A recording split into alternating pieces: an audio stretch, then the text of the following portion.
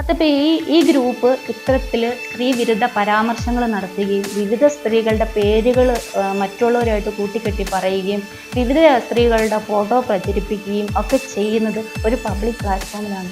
ഇത് ഈ കേരളത്തിലാണ് നടക്കുന്നത്. ഒരിക്കലും നമ്മൾ പ്രതീക്ഷിക്കാത്ത ഒരു കാര്യങ്ങളാണ് ഇതൊക്കെ സംഭവ്യമാണ്. നമുക്ക് പോലും ഒരാളെക്കുറിച്ച് കുറ്റം പറയുമ്പോൾ നമുക്ക് ഭയമുണ്ട്. കാരണം പറയുന്ന കാര്യങ്ങളിൽ സത്യമില്ലെങ്കിൽ നമുക്ക് തീർച്ചയായിട്ടും ചെറിയൊരു കാര്യമാണെങ്കിൽ പോലും പറയാൻ ഭയമുള്ളവരാണ് നമ്മൾ. കാരണം നമ്മൾ ഒരു നിയമവ്യവസ്ഥയിൽ ജീവിക്കുന്നവരാണ്.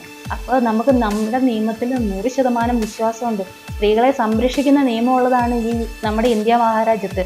അപ്പോൾ ഇത്തരത്തിൽ സ്ത്രീകളെ മോശമായിട്ട് ചിത്രീകരിക്കുന്ന ഒരു ഗ്രൂപ്പ്. നമസ്കാരം. ഇന്ന് നമ്മളിപ്പോൾ ഉള്ളത് ഹൈറസിൽ ജോയിൻ ചെയ്തിരിക്കുന്ന മേഡത്തെ നമുക്ക് പരിചയപ്പെടാം. മേഡത്തിൻ്റെ പേര്? എൻ്റെ പേര് അമ്പിളി.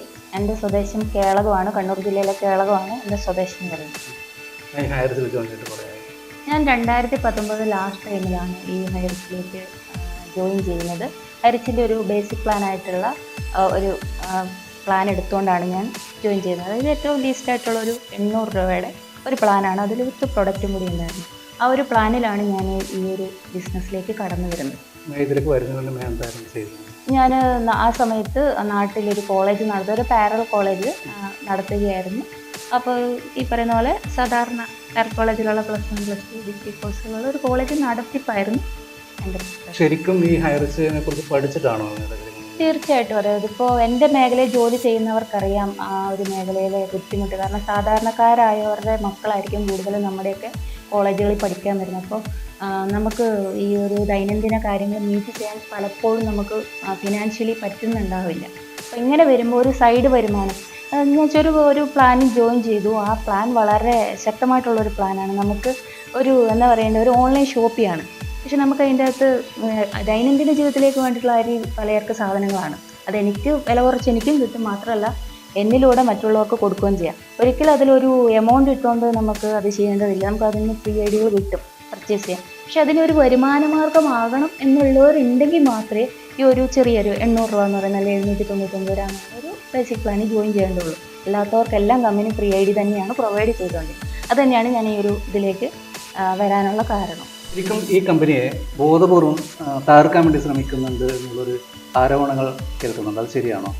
തീർച്ചയായിട്ടും 100% ശരിയാണ്. കാരണം 2023 ഡിസംബർ 7 വരെ കൃത്യമായിട്ടും ന്യായമായിട്ടും നമുക്കുള്ള വരുമാനം, ആ വരുമാനം എന്ന് ഉദ്ദേശിക്കുന്നത് ഒരിക്കലും ഒരു പലിശ കിട്ടിയെന്നല്ല ഉദ്ദേശിക്കുന്നത്. ഇതിൻ്റെ അകത്ത് പലപ്പോഴും എന്താ പറയണ്ടത്, നെഗറ്റീവായിട്ടുള്ളവർ, നമുക്ക് ഒപ്പോസ് നിൽക്കുന്നവർ ഈ നമ്മൾ ഉണ്ടാക്കിയ ഒരു പണം അനധികൃതമായി സമ്പാദിച്ചു എന്നുള്ള രീതിയിലാണ് അവരൊരു വാദഗതി മുന്നോട്ട് വയ്ക്കുന്നത്. ഒരിക്കലല്ല, ഒരു വരുമാനം എന്ന് പറഞ്ഞാൽ നമ്മളൊരു ജോലി ചെയ്ത് നേടുന്നതാണ്. നമ്മുടെ ജോലിയുടെ ഭാഗമായിട്ട് നമുക്ക് കിട്ടുന്നതിന് നമ്മൾ ഇൻസെൻറ്റീവ് എന്നാണ് പറയുന്നത്. സെയിൽസ് ഇൻസെൻറ്റീവ് നമുക്ക് കിട്ടും. കാരണം നമ്മൾ അതിൻ്റെ അകത്ത് നിന്ന് കൂപ്പണുകൾ പർച്ചേസാണ്, ID പർച്ചേസാണ് നമ്മൾ ചെയ്യുന്നത്. അതിൻ്റെ ഭാഗമായിട്ട് വർക്ക് ചെയ്യുമ്പോൾ ഞാൻ എൻ്റെ ടൈം അവിടെ ഇൻവെസ്റ്റ് ചെയ്യുകയാണ്, എൻ്റെ അറിവ് അവിടെ ഇൻവെസ്റ്റ് ചെയ്യുകയാണ്. അപ്പോൾ അതിൻ്റേതായിട്ടുള്ളൊരു കൂലി നമുക്കുണ്ട്. അപ്പോൾ അതിനെ വളച്ചൊടിച്ചുകൊണ്ടാണ് പലപ്പോഴും ഇവർ സംസാരിക്കുന്നത്. അത് ഏതൊരു നെറ്റ്വർക്ക് മാർക്കറ്റിംഗ് കമ്പനി പോലും ഇപ്പം ഇൻസെൻറ്റീവ്സ് ഉണ്ട്. പക്ഷെ അതിന് ആൾക്കാരെ എന്ത് ചെയ്തിരിക്കണം, അവരെ കൊണ്ട് ഭീമമായ പൈസയ്ക്ക് പ്രൊഡക്റ്റ് എടുപ്പിച്ചുകൊണ്ട് അവരെ ജോയിൻ ചെയ്തിരിക്കണം. പക്ഷെ ഹൈറിച്ചിൽ അങ്ങനെയൊന്നും ഇല്ല. അവിടെ പാസീവായിട്ടുള്ള ഇൻകം ഉണ്ട്. അതുമായിട്ട് മുന്നോട്ട് പോകുന്ന ബിസിനസ്സായിട്ട് മുന്നോട്ട് പോകുന്നവർക്ക് ആക്റ്റീവായിട്ടുള്ള ഇൻകം ഉണ്ട്.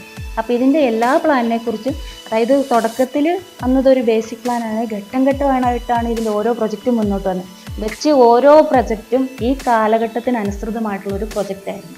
അപ്പോൾ അതിലേക്ക് അസോസിയേറ്റ് ചെയ്യുക എന്നുള്ളത് ഞങ്ങളെപ്പോലെയുള്ള സാധാരണക്കാരായ ബുദ്ധിമുട്ട് അനുഭവിക്കുന്നവരുടെ ഒരു സ്വപ്നമായിരുന്നു. കാരണം എനിക്ക് ഒറ്റയ്ക്കൊന്നും ഒരു വലിയൊരു ബിസിനസ് നടത്തിക്കൊണ്ടു പോകാനുള്ള ഫിനാൻഷ്യൽ കപ്പാസിറ്റി ഇല്ല.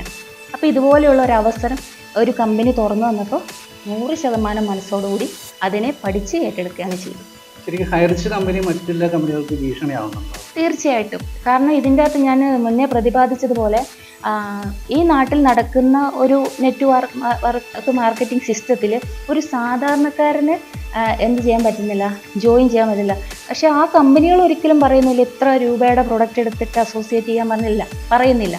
പക്ഷേ ഇതിനുള്ളിലുള്ള ലീഡേഴ്സ്, ഇതിൻ്റെ ഭാഗമായിട്ടുള്ള ലീഡേഴ്സ് സാധാരണക്കാർക്ക് മോഹന വാഗ്ദാനം കൊടുത്തുകൊണ്ട് ഭീമമായ പൈസയ്ക്ക്, അതിൻ്റെയൊക്കെ വാർത്തകൾ വന്നിട്ടുണ്ട്, ഭീമമായ പൈസയ്ക്ക് ഈ പ്രൊഡക്റ്റുകൾ മേടിപ്പിച്ച് അതിനുശേഷം അത് വിറ്റഴിക്കപ്പെടാതെ അവർക്ക് ബുദ്ധിമുട്ടുണ്ടാക്കുകയും പലരും കടക്കണിയിലാകുകയും ചെയ്തു. അതിൽ നിന്നെല്ലാം വ്യത്യസ്തമായിക്കൊണ്ട് നല്ലൊരാശയം നമുക്ക് ദൈനംദിന ജീവിതത്തിലേക്ക് വേണ്ട സാധനങ്ങൾ തന്നുകൊണ്ട് അതിനെ ഒരു ബിസിനസ് ആക്കാൻ പറഞ്ഞു. ഗ്രോസറി മാത്രമല്ല, മറ്റിപ്പോൾ ലാസ്റ്റ് വന്ന OTT അടക്കമുള്ള പുതിയ പ്ലാറ്റ്ഫോം ഇപ്പോൾ റണ്ണിങ്. ഈ OTTയുടെ നല്ലൊരു സക്സസ് ആയിരുന്നു. അതിനുശേഷം എന്താ നമുക്ക് മാട്രിമോണി എന്ന് പറഞ്ഞൊരു സൈറ്റ് ഓപ്പൺ ആകാനുണ്ട്. OTT തീർച്ചയായും സ്റ്റാർട്ട് ചെയ്യും. അതിനോട് നമ്മൾ പുതിയ സിനിമകൾ കാണുകയൊക്കെ ചെയ്തിട്ടുണ്ടല്ലോ. OTTയുടെ ഭാഗമായിട്ട് പരമാവധി ആൾക്കാർ ഇതിലേക്ക് അസോസിയേറ്റ് ചെയ്തായിരുന്നു. കാരണം ഹൈറിച്ച് എന്ത് പ്രൊഡക്റ്റ് തന്നാലും ഞങ്ങൾ 2 കൈ നീട്ടി സ്വീകരിക്കും. തീർച്ചയായിട്ടും ആ പ്രോഗ്രാമിൽ ഒരു ആളായിട്ട് ഞാൻ പങ്കെടുത്തിരുന്നു. നല്ല എന്താ പറയണ്ടേ, നല്ല വിജയമായിരുന്നു ആ പ്രോഗ്രാം. നമ്മൾ കണ്ടിരിക്കേണ്ട ഒരു പ്രോഗ്രാമായിരുന്നു.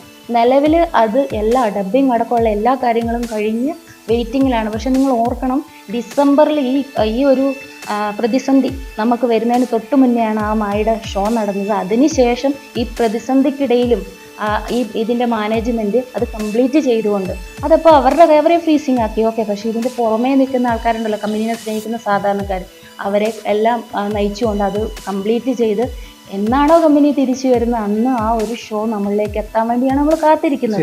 ജനങ്ങൾക്ക് കാണാനുള്ള ഒരു അവസരം ആണ് നഷ്ടപ്പെടുന്നത്. അതുപോലെ വെബ് സീരീസിനെ കുറിച്ച് നമുക്ക് ആ സമയങ്ങളിൽ അറിയാം. നല്ലൊരു വെബ് സീരീസ്, അതായത് ഇപ്പോഴത്തെ ഒരു പാൻ ഇന്ത്യ എന്ന് പറഞ്ഞ ഒരു വെബ് സീരീസ് പുറത്തോട്ട് വന്നാൽ സാധാരണക്കാർക്കാണ് അതിൻ്റെ അകത്തുനിന്ന് വരുമാനം കിട്ടുന്നത്. ഹൈറിച്ചിൻ്റെ CEOയ്ക്കോ അല്ലെങ്കിൽ അതിൻ്റെ MDക്കോ അല്ല, സാധാരണക്കാരായ നമ്മളെപ്പോലെയുള്ള ഈ ബിസിനസ്സുമായിട്ട് അസോസിയേറ്റ് ചെയ്യുന്നവർക്കാണ് അതിൻ്റെ ഒരു വരുമാനത്തിൻ്റെ ഒരു ഓപ്ഷൻ കിട്ടുന്നത്. കാരണം നമ്മൾ ഈ ബിസിനസ്സിൻ്റെ ഭാഗവാക്കുകളാണ്. അവർക്ക് ഒരു കുടുംബ ബിസിനസ് അല്ല അത്. ഇതൊരു പ്രൈവറ്റ് ലിമിറ്റഡ് കമ്പനി ആണെങ്കിലും പിന്നീട് അത് പബ്ലിക്കിലേക്ക് കൺവേർട്ട് ചെയ്യാൻ പറ്റുന്ന സർക്കാരിന് ഏറ്റവും കൂടുതൽ GST ഇപ്പോൾ ലഭിച്ചുകൊണ്ടിരുന്നത് അല്ലെങ്കിൽ ഇനി കൂടുതൽ ലഭിക്കാവുന്ന ഒരു കമ്പനിയാണ് ഹൈറിച്ച് എന്ന് പറയുന്നത്. അപ്പോൾ ഇതിൻ്റെയൊക്കെ ബിസിനസ്സുകളെക്കുറിച്ച് കൂടുതലും എന്താ പറയേണ്ട ആ സംവിധാനങ്ങളെക്കുറിച്ച് നമ്മുടെ സർക്കാരാണെങ്കിലും അവർ മനസ്സിലാക്കുന്നുണ്ടാകാം. പക്ഷേ ഇത് ഇത്ര അധികം പൊതുജനങ്ങളിലേക്ക് ഈ ഒരു എന്താ പറയേണ്ടത് വരുമാന മാർഗം അല്ലെങ്കിൽ ഒരു അന്നം കൊടുക്കുന്ന കമ്പനിയാണെന്നുള്ളത് മാധ്യമങ്ങളിലൂടെ മറ്റ് ഇടങ്ങളിലൂടെ എത്തിച്ചേരുന്നില്ല.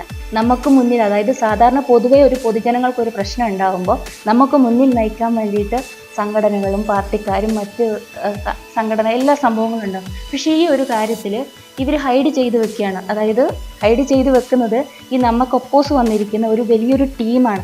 ഒരു പക്ഷേ അതൊരു കൊട്ടേഷൻ ടീം ആയിരിക്കുമോ എന്ന് പോലും സംശയമുണ്ട്.